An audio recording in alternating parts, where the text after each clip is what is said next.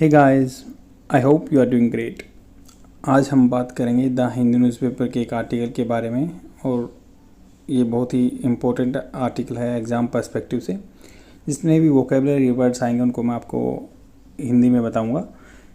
और ये एक आर्टिकल लिखा गया है जो कि तेजल कांतिकार हैं in the national institute of advance studies Bengaluru में। दूसरे हैं T Jairam is with the MS Swaminathan research foundation, Chennai में काम करते हैं। तो इन दोनों ने मिलके, बेंगलुरु की लेडीज़ हैं, जेंटलमैन चेन्नई के हैं, इन्होंने एक आर्टिकल लिखा है डिसएंटेंगल्ड। इंटेंगल क्या होता है? जैसे मान लो कोई तार उलझा रहता है ना, उसको सुलझाना, डिसएंटेंगल करना। The 2013 global renewable energy target. Renewable energy जो मान लो सोलर विंड है, जो आपको रिन्यू हो सकती है दोबारा से। फॉसिल फ्यूल्स क्या हैं? जो कि कंजप्शन एक बार हो गया, ख़त्म हो गया आपका, बट रिन्यू दोबारा से रिन्यू हो सकती है। सोलर एनर्जी इतनी है, विंड एनर्जी अपने पास इतनी है, बायो एनर्जी इतनी है कि वो जनरेट होती रहेगी। तो राइटर इसमें बात कर रहा है कि द प्रेसिडेंसी मतलब जो प्रेसिडेंट बनते हैं, presidency of the 28 COP United nation framework UNFCC। तो UNFCC United nation framework on climate change, जो 2015 में हुई थी, पेरिस क्लाइमेट एग्रीमेंट भी बोलते हैं इसको। तो यहाँ पे बात हो रही है कि प्रेसिडेंसी 28 नंबर की जो होगी COP, कॉन्फ्रेंस ऑफ पार्टीज़। मतलब इसमें कॉन्फ्रेंस क्या है? पार्टीज़ अलग अलग कंट्री आएंगे, पार्टीज़ तो वो हो गए, कॉन्फ्रेंस हो जाएगी उनकी 28वें नंबर की। ये होगी आपकी दुबई में 30 नवंबर से 12 दिसंबर तक। हैज़ कॉल्ड फॉर, इन्होंने कहा है, मतलब ऐसे बोलते हैं ना कि भाई हम ये काम करेंगे, इन्होंने कहा has called for an on a global target of tripling the renewable energy capacity. तो यहाँ पे बोले जाएगा कि भाई ट्रिपल एनर्जी कैपेसिटी करनी है। जो रिन्यूएबल एनर्जी से हम इलेक्ट्रिसिटी बनाते हैं, एनर्जी लेते हैं, उसको ट्रिपल करना है, 3 गुना करना है। फ्रॉम दी करंट लेवल, जो 2030 में करंट लेवल है, उसको बाई 2030 तक, बट जो इन 2021 में है उससे मतलब ट्रिपल करना है। The global install capacity, global level पे देखें तो इंस्टॉल कैपेसिटी है 3026 गीगावाट। तो 3026 मतलब इनको राउंड फिगर में 3000 गीगावाट मान लेते हैं, जो कि 39% of the total capacity from all sources. जितने भी सोर्सेज से एनर्जी आती है उनमें से 39% कहाँ से आती है? रिन्यूएबल एनर्जी सोर्स से आती है, जो कि 3000 गीगावाट है। अभी फ़िलहाल इतनी है। इसको इन द टोटल इलेक्ट्रिसिटी, जितनी भी टोटल इलेक्ट्रिसिटी जनरेशन है, बिजली पैदा होती है, however the contribution by the renewable energy source was only 28%। तो कैपेसिटी इंस्टॉल अलग है। मान लो आपने 20 गीगावाट का एक वो लगा दिया, प्लांट लगा दिया वहाँ पे, बट प्रोड्यूस कम होती है। तो इसलिए ये बोला गया कि भाई इंस्टॉल कैपेसिटी तो 39% की है, बट 28% इलेक्ट्रिसिटी पैदा होती है, जो कि रिन्यूएबल एनर्जी से है। वर्ल्ड में more than half of the renewable energy, जो रिन्यूएबल एनर्जी का आधे से ज़्यादा हाइड्रो पावर से होती है, पानी से होती है, जो कि पानी का प्रोजेक्ट बना के हाइड्रो पावर से। वाइल सोलर 13%, सोलर से 13% और विंड से 23%, विंड से हवा से 23% हो रही है। Accounted for about 36% of the renewable energy that is. तो अगर मान लो अकाउंट किया तो 36% ऑफ रिन्यूएबल एनर्जी जनरेशन होती है विंड से। That is 10% of generation of all sources. मतलब टोटल सोर्सेज का माने तो 10%, नहीं तो 36% जो रिन्यूएबल एनर्जी है इनसे पैदा होती है। And tripling renewable energy capacity by 2030 तक ट्रिपल करना है। इम्प्लाइज, इसका मतलब ये है गया, implies that A target of about 9000 gigawatt, मतलब 3000 से 9000 गीगावाट हमने इसमें बढ़ाना है, ट्रिपल हो जाएगा अपने आप। which is more than total installed capacity from all resources in 2021, adding 6000 gigawatt of renewable energy between 2022 and 30। मतलब 22 से 30 के बीच में 6000 गीगावाट की कैपेसिटी और बनानी है। अभी टोटल इंस्टॉल कैपेसिटी 3000 की है, 3026 की है, जो कि लगभग 39% है। जो भी टोटल एनर्जी की कैपेसिटी है उसका 39% रिन्यूएबल एनर्जी से आता है। अगर उसका भी सेग्रीगेशन करें तो 28% अपना आता है जो हाइड्रो पावर से, उसके बाद सोलर का आता है 15% और विंड का आता है 23%। Most of the capacity is expected to come from the solar and wind. तो बोल रहे हैं कि most of capacity solar and wind से आएगी 2020 से, जो 22 से 30 के बीच में, क्योंकि जो हाइड्रो पावर प्रोजेक्ट है, मान लो ये लिखा हुआ है as time for construction operationalisation of the any hydro power plant. Hydro जो पानी से पावर प्लांट बनते हैं उसका टाइम ज़्यादा लगता है, ये will typically exceed the time limit of 2030 की टाइम लिमिट को क्रॉस कर जाएगा। बिंग कंसिडर्ड, ये माना जा गया है। डिफरेंशिएटेड एनर्जी नीड्स की सबकी अलग अलग एनर्जी नीड है, जैसे हर कंट्री की अलग अलग नीड है, demand across countries highly differentiated है and the rates of growth of vary for country. Rate of growth भी वेरी है for country at the different stages of development, क्योंकि कोई डेवलपिंग है, कोई अंडर डेवलप्ड है, कोई डेवलप पूरा हो गया कंट्री, तो सभी जगह एनर्जी कैपेसिटी की जरूरत है। जो डेवलपिंग कंट्री उनको ज़्यादा ज़रूरत है, वो फैक्ट्री ज़्यादा लगा रहे हैं। Electricity demand is growing far more rapidly in developing country currently.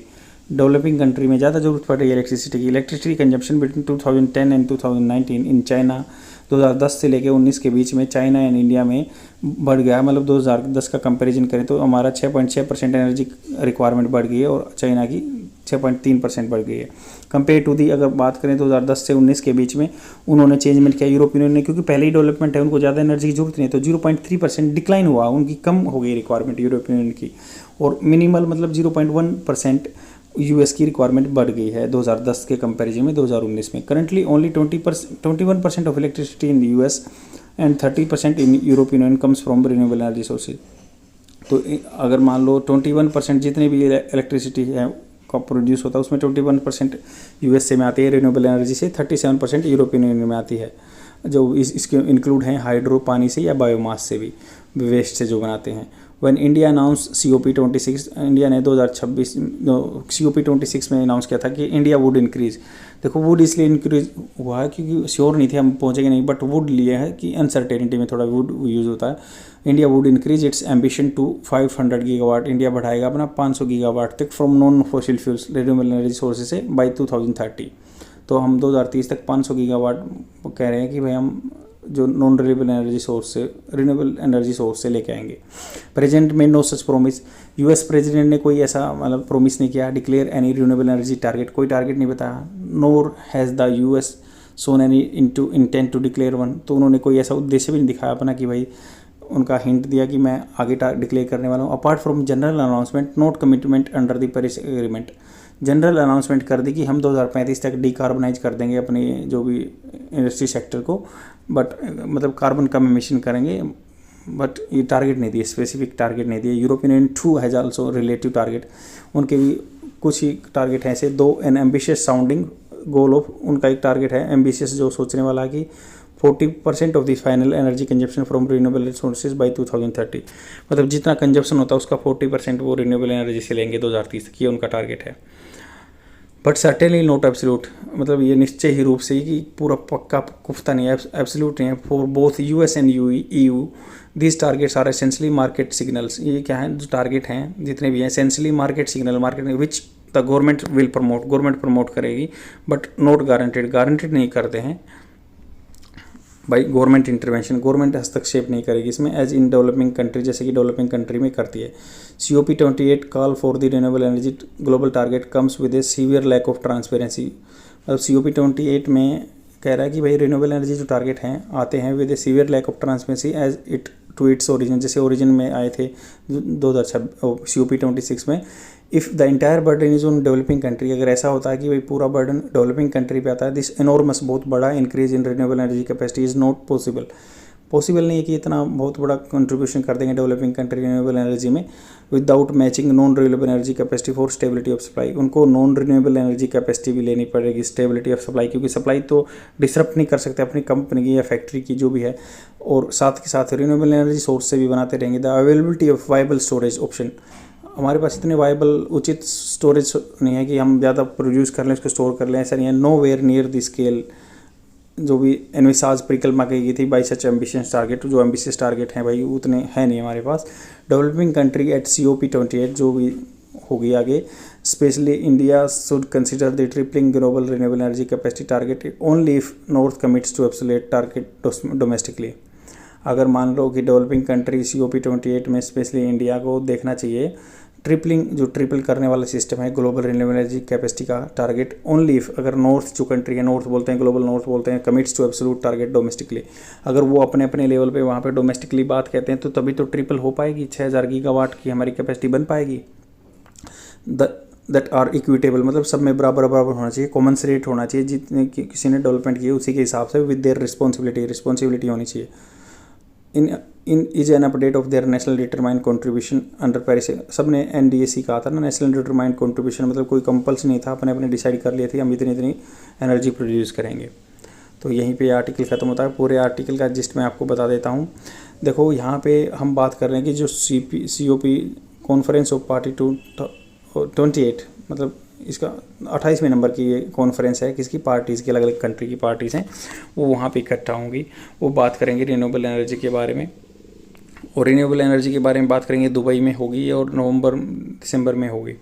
इसमें ये बात करेंगे कि जो अभी फ़िलहाल जब 3026 गीगावाट की कैपेसिटी है ग्लोबल लेवल पे, पूरे ग्लोबल लेवल पे 3026 गीगावाट की कैपेसिटी है, और कैपेसिटी बोला मैंने 39% कैपेसिटी, बट अगर देखा जाए तो हाल में प्रैक्टिकल 28% इलेक्ट्रिसिटी जनरेट हो रही है रिन्यूएबल एनर्जी सोर्स से वर्ल्ड में।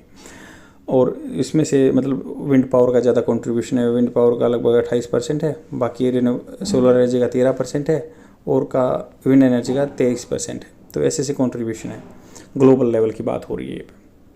तो ऐसे टारगेट हैं। अभी इसको हम ट्रिपल करना चाहते हैं, 2022 से 30 के बीच में ट्रिपल करना चाहते हैं। तो हमें इसके लिए 6000 गीगावाट की कैपेसिटी और बिल्डअप करनी पड़ेगी। बट देखा जाए तो ये कह रहा है राइटर कि भाई जो ग्लोबल नॉर्थ बोलते हैं, अमेरिका, US, यूरोपियन यूनियन, तो इन्होंने क्या कहा है, इन्होंने पहले भी 2015 में जो COP 25 हुई थी, 25 जो कॉन्फ्रेंस ऑफ पार्टी हुई थी, वहाँ पे इन्होंने नेशनल डिटरमाइंड कंट्रीब्यूशन कहा था, बट कोई पुख्ता नहीं कहा था कि हम क्या करेंगे। इन्होंने बोल दिया था मोटे मोटे तौर पर कि USA ने बोल दिया था कि 2035 तक हम अपना जीरो कार्बन पे पहुँच जाएंगे। अगर EU की बात करें, उन्होंने कहा था कि 2030 तक हम 40% रिडक्शन कर देंगे, रिन्यूएबल एनर्जी हम जनरेट कर देंगे 40% जो कंजप्शन का है, मतलब नॉन कार्बन पे पहुँच जाएंगे 40%। तो ये बात होते होते इंडिया ने क्या है, पुख्ता बात की थी कि हम 500 गीगावाट जनरेट करेंगे। टारगेट बता दिया था इंडिया ने, 500 गीगावाट जनरेट करेंगे 2030 तक रिन्यूएबल एनर्जी से, जो कि वर्ल्ड लेवल पे मतलब एक अच्छा टारगेट था। पर अब ये कह रहे हैं कि हम ट्रिपल करना चाहते हैं, तो हमें ये भी देखना पड़ेगा, अगर यूरोपियन जो कंट्री है या USA है, वो भी अपने कुछ नेशनल डिटरमाइंड कंट्रीब्यूशन लेकर आएँ और वो उन टारगेट पे पूरा हो, तभी ग्लोबल एफर्ट जाएगा, तभी हम यहाँ पे पहुँच पाएंगे। आई होप आपको समझ में आया होगा। शेयर ज़रूर कर देना अपने फ्रेंड में और डेली देखते रहो। Thank you very much, bye.